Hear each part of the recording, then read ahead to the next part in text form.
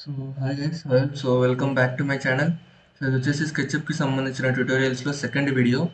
So ఈ రోజు వీడియోలో అయితే మనం అయితే ఒక సింపుల్ హౌస్ని అయితే మోడలింగ్ చేయబోతున్నాం. సో ఇక్కడ మీకు స్క్రీన్ పైన కనిపిస్తుందో సో ఇదైతే మనం క్రియేట్ చేయబోతున్నాం. సో ఇది వచ్చేసి పార్ట్ 1. సో పార్ట్ 1లో ఏంటంటే నేను మీకు ఆటోకాడ్ నుంచి ఫైల్స్ ఏ విధంగా, ప్లాన్స్ ఏ విధంగా ఇంపోర్ట్ చేసుకోవాలి, అండ్ వాల్స్ ఏ విధంగా బిల్డ్ చేయాలి, అండ్ డోర్స్ అండ్ విండోస్ ఏ విధంగా పెట్టాలని అయితే చెప్తాను. అండ్ సెకండ్ పార్ట్లో దీనికి కంటిన్యూషన్ పార్ట్ అనమాట. సో అందులో దీన్ని కంప్లీట్గా ఏ విధంగా చేయాలైతే చూపిస్తాను. సో ఇది ఫస్ట్ పార్ట్ కాబట్టి ఈ పార్ట్లో మనం 3 థింగ్స్ని అయితే కవర్ చేద్దాం. సో ఫస్ట్ ఇక్కడ బై డిఫాల్ట్ ఏదో సింపుల్ అమ్మాయి బొమ్మ ఉంది. సో నేను డిలీట్ చేస్తున్నా. సో ఇక వీడియో స్టార్ట్ చేద్దాం. బట్ వీడియో స్టార్ట్ చేసే ముందు ఛానల్ కొత్తగా వస్తున్న వాళ్ళు సబ్స్క్రైబ్ చేయండి అమ్మా, అండ్ వీడియో చూస్తున్న వాళ్ళు లైక్ కూడా చేయండి. చాలామంది వీడియోస్ చూస్తున్నారు కానీ సబ్స్క్రైబ్ చేయట్లేదు అండ్ లైక్ కూడా చేయట్లేదు. సో అట్లీస్ట్ ఈ వీడియోకి ఒక 10 లైక్స్ లేదా 15 లైక్స్ అయినా కంప్లీట్ చేస్తారని అనుకుంటున్నాను. సో వీడియో స్టార్ట్ చేద్దాం. సో ఫస్ట్ మనం అయితే ఆటోకాడ్ నుంచి ప్లాన్ ఇంపోర్ట్ చేసుకోవాలి. సో ఒకవేళ మీ దగ్గర ప్లాన్ లేకపోతే, మీరు ఆటోకాడ్లో ఇప్పుడు ఫర్ ఎగ్జాంపుల్ నేను ఏంటంటే ఆటోకాడ్లో ఒక ప్లాన్ డ్రా చేసి పెట్టుకున్నా. సో దీన్ని నేను యూస్ చేయబోతున్నాను. బట్ మీ దగ్గర ఆటోకాడ్ లేదు, మేము ప్లాన్స్ ఏం డ్రా చేసుకోలేదు అని మీరు అనుకుంటే, మీరు ప్లాన్తో పని లేకుండా డైరెక్ట్గా మీరు స్కెచ్అప్లో డ్రా చేయొచ్చు అనమాట. లైక్ ఈ పెన్సిల్ టూల్ యూస్ చేసి ఈ విధంగా లైన్స్ డ్రా చేయొచ్చు, అండ్ ఈ లైన్స్కి డైమెన్షన్స్ ఇవ్వచ్చు.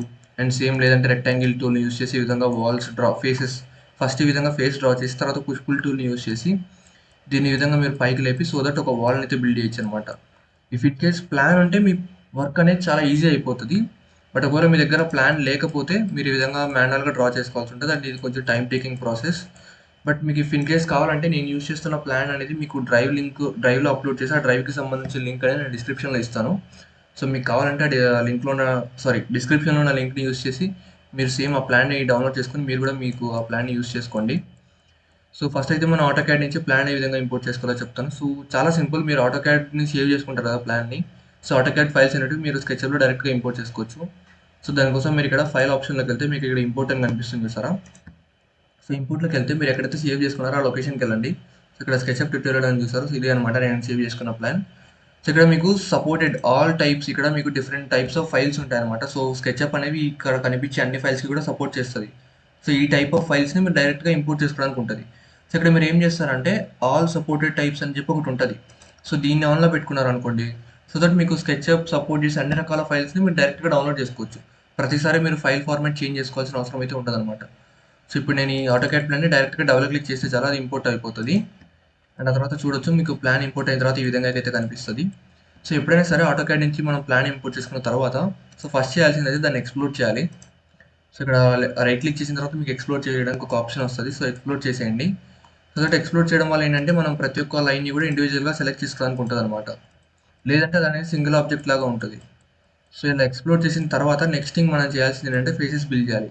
అండ్ ఫేసెస్ క్రియేట్ చేసిన తర్వాత మనం వాల్స్ బిల్డ్ చేయాల్సి ఉంటుంది. అండ్ ఆ తర్వాత డోర్స్ అండ్ విండోస్ పెట్టుకోవాలి. సో మీరు ఆల్రెడీ మనకు కావాల్సిన ప్లాన్ ఉంది, లైన్స్ ఉన్నాయి, అన్నీ ఉన్నాయి కాబట్టి సో జస్ట్ ఇక్కడ ఈ లైన్స్ మధ్యలో మీకు గ్యాప్స్ ఫిల్ అయిపోయి ఒక ఫేస్ అనేది క్రియేట్ అవ్వాలి, అంతే కదా. సో దానికోసం నేను సింపుల్గా ఇక్కడ రెక్టాంగిల్ టూల్ యూస్ చేసి ఒక రెక్టాంగిల్ డ్రా చేస్తున్నా. ఇక్కడ మీరు చూడొచ్చు మాక్సిమం ఫేస్ అనేది క్రియేట్ అయిపోయింది. బట్ ఇక్కడ మధ్యలో మీకు ఇంకా కొన్ని వాల్స్ దగ్గర అయితే గ్యాప్ ఉంది. సో ఎక్కడెక్కడైతే గ్యాప్ ఉందో అక్కడ మీరు ఏదో రెక్టాంగిల్ టూల్ కానీ లేదంటే సింపుల్గా ఇట్లా పెన్సిల్ టూల్ యూస్ చేసుకొని ఇట్లా ఒక లైన్ అయితే డ్రా చేయండి. సో దట్ ఆటోమేటిక్గా అక్కడ మధ్యలో ఫేస్ అనేది క్రియేట్ అవుతుంది. సో ఈ విధంగా మీరు సింపుల్గా అయితే ఫేసెస్ని అయితే ఫిల్ చేయొచ్చు అనమాట.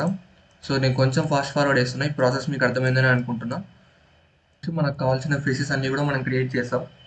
బట్ ఈ ఫేసెస్ అనేవి రివర్స్లో ఉన్నాయి. సో నేను రివర్స్లో ఉన్నాయని ఎలా చెప్తున్నాను అంటే, ఏ ఫేస్కైనా సరే టూ సైడ్స్ ఉంటాయి అనమాట. ఒకటి ఇన్నర్ సైడ్ అండ్ రెండోది అవుటర్ సైడ్. స్కెచ్అప్లో ఏంటంటే అవుటర్ సైడ్ అనేది వైట్ కలర్లో ఉంటుంది, ఇన్నర్ సైడ్ అనేది మీకు ఇట్లా లైట్ గ్రే కలర్లో అయితే ఉంటుంది. సో ఇవన్నీ కూడా మనకి లైట్ గ్రే కలర్లో ఉన్నాయి కాబట్టి సో ఇవన్నీ కూడా ఫేస్కి సంబంధించిన ఇన్నర్ పోర్షన్స్ అనమాట. బట్ మనం మెటీరియల్స్ అప్లై చేసేటప్పుడు మనకి కొంచెం ప్రాబ్లం రాకుండా ఉండకూడదు, అండ్ ఈ మోడల్ని వేరే సాఫ్ట్వేర్స్లోకి ఇంపోర్ట్ చేసుకోవడానికి ఈజీగా ఉండాలంటే మాత్రం మీ ఫేసెస్ అనేటివి వైట్ కలర్లో ఉండే విధంగా చూసుకోండి. సో సింపుల్గా మొత్తం అన్ని ఫేసెస్ని సెలెక్ట్ చేసుకొని రైట్ క్లిక్ చేస్తే మీకు రివర్స్ ఫేసెస్ అని చెప్పి ఒక ఆప్షన్ ఉంటుంది. సో క్లిక్ చేస్తే మీ ఫేసెస్ అన్ని కూడా వైట్ అయిపోతాయి. సో ఇప్పుడు మీకు నచ్చిన థింగ్స్ అన్ని కూడా మీరు ఈజీగా చేసుకోవచ్చు. ఇప్పుడు మనం ఏం చేద్దాం అంటే సో ఫస్ట్ వాల్స్ని బిల్డ్ చేద్దాం. సో దానికోసం నేను పుష్ పుల్ టూల్ని యూస్ చేయబోతున్నాను. సో ఇక్కడ దీన్ని సెలెక్ట్ చేసుకొని మనం ఏదైతే వాల్ని పైకి లేపాలనుకుంటున్నామో దాన్ని సెలెక్ట్ చేసుకొని ఇట్లా డ్రాగ్ చేయండి. డ్రాగ్ చేసిన తర్వాత మీరు వదిలేయకండి, అలానే క్లిక్ చేసి పట్టుకోండి. పట్టుకున్నప్పుడే మీరు డైమెన్షన్స్ ఎంటర్ చేయండి. ఫర్ ఎగ్జాంపుల్ నాకు 3.5 మీటర్స్ వాల్ కావాలి. సో నేను 3500 మిల్లీమీటర్స్ అయితే ఎంటర్ చేస్తున్నాను. యాక్చువల్లీ ఇక్కడ మీరు గమనించవచ్చు ఇది చాలా పైకి వెళ్ళిపోయింది, ఎందుకంటే నేను డైమెన్షన్స్ అనేది తప్పు ఎంటర్ చేసిన, ఒక జీరో ఎక్కువ ఎంటర్ చేశాను అనమాట. సో 35,000 వెళ్ళిపోయింది డైరెక్ట్.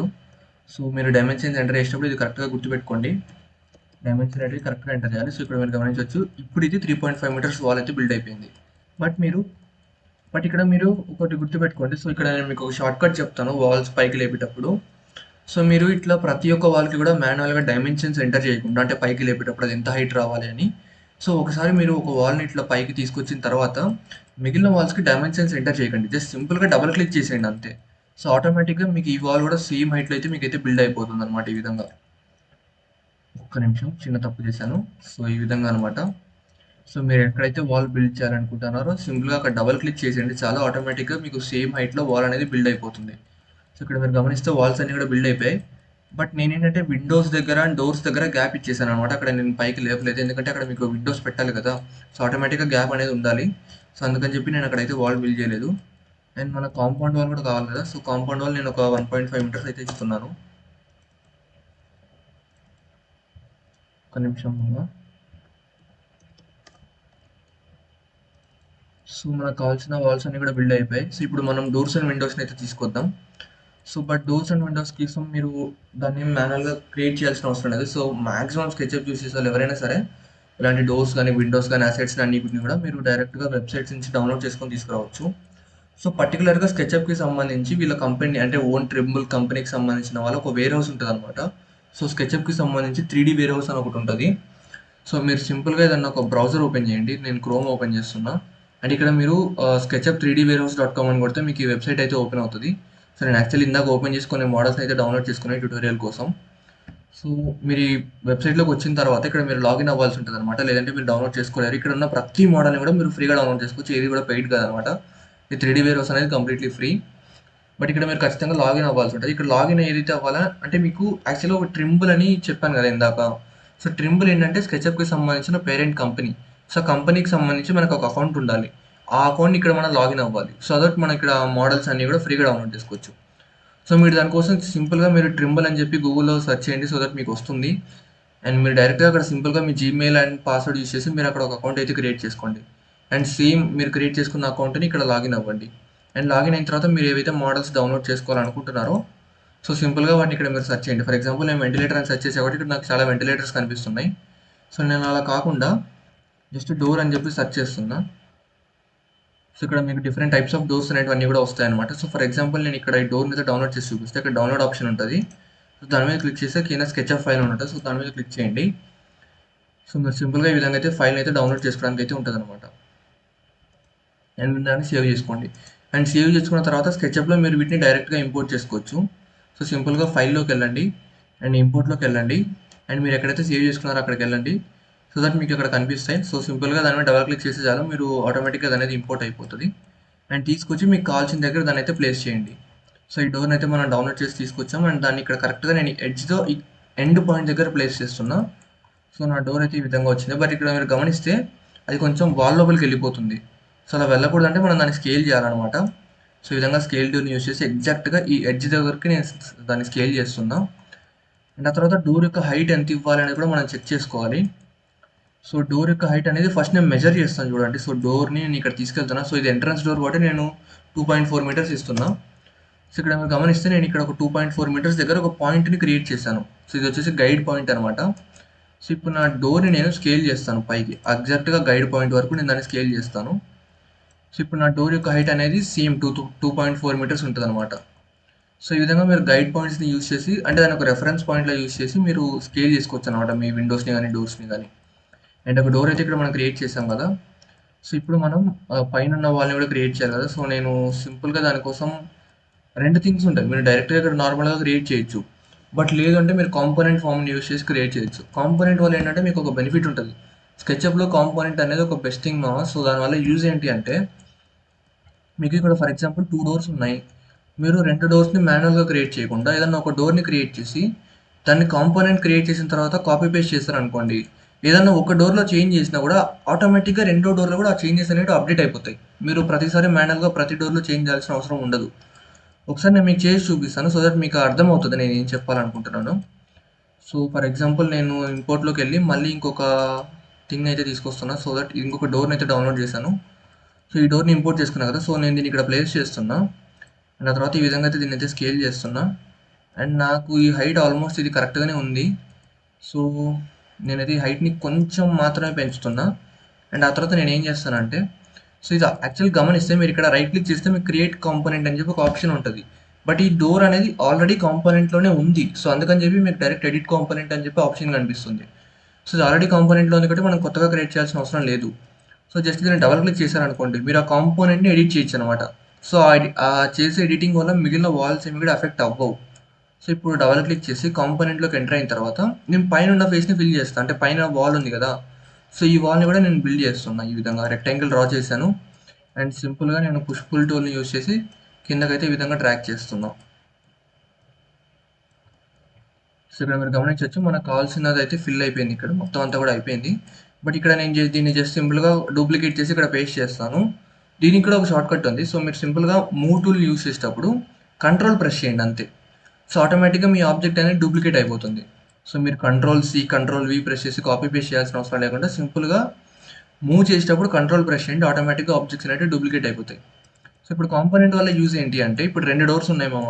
ఫర్ ఎగ్జాంపుల్ నేను ఏదైనా ఒక డోర్లో ఒక చేంజ్ చేయాలనుకుంటున్నా, లేదంటే 2 డోర్స్‌లో కూడా చేంజ్ చేయాలనుకుంటున్నా. సో ఇప్పుడు నేను ఒక చేంజ్ చేయాలి, బట్ అది 2 డోర్స్‌లో కూడా చేయాలి. ఫర్ ఎగ్జాంపుల్ నేను ఈ కాంపోనెంట్‌లోకెళ్ళి ఇక్కడ ఈ వాల్‌ని హైట్ తగ్గిస్తున్నా. ఇక్కడ మీరు గమనిస్తే నేను ఒక దాంట్లో చేంజ్ చేస్తే ఆటోమేటిక్‌గా రెండోది అప్డేట్ అయిపోతుంది.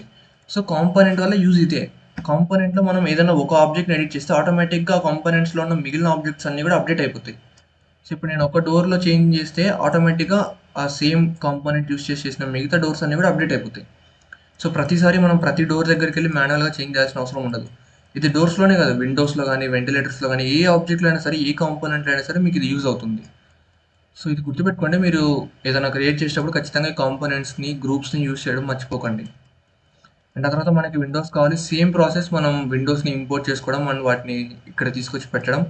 అండ్ పైన ఈ విధంగా ఫేస్‌ని క్రియేట్ చేసి, వాల్‌ని బిల్డ్ చేసి, కాంపోనెంట్ క్రియేట్ అయిన తర్వాత దాన్ని కాపీ పేస్ట్ చేసి, డూప్లికేట్ చేసి మిగిలిన చోట ఫిక్స్ చేయడం. సేమ్ ప్రాసెస్ మామ. సో మీకు అర్థమైందని అనుకుంటున్నా. సో మీరు సేమ్ ప్రాసెస్‌ని యూజ్ చేసి మిగిలిన డోర్స్ అండ్ విండోస్‌ని క్రియేట్ చేయండి. సో దీనికి సంబంధించి నెక్స్ట్ మీకు రూఫ్ ఏ విధంగా క్రియేట్ చేయాలి, అండ్ ఇక్కడ స్టెయిర్కేస్ ఏ విధంగా బిల్డ్ చేయాలి, అండ్ చుట్టూ ఉన్న ఎన్విరాన్మెంట్ ఏ విధంగా క్రియేట్ చేయాలి, మెటీరియల్స్ ఏ విధంగా అప్లై చేయాలి. సో వీటన్నిటిని కూడా నేను సెకండ్ పార్ట్‌లో అయితే చెప్తాను. సో అప్పటి వరకు వెయిట్ చేయండి. సో వీలైనంత తొందరగానే ఆ పార్ట్ అయితే వస్తుంది, వితిన్ 3-4 డేస్‌లోనే. సో ఇంతే మమ్మీ వీడియో. సో మళ్ళీ నెక్స్ట్ వీడియోలో కలుద్దాం. So until then take care, bye.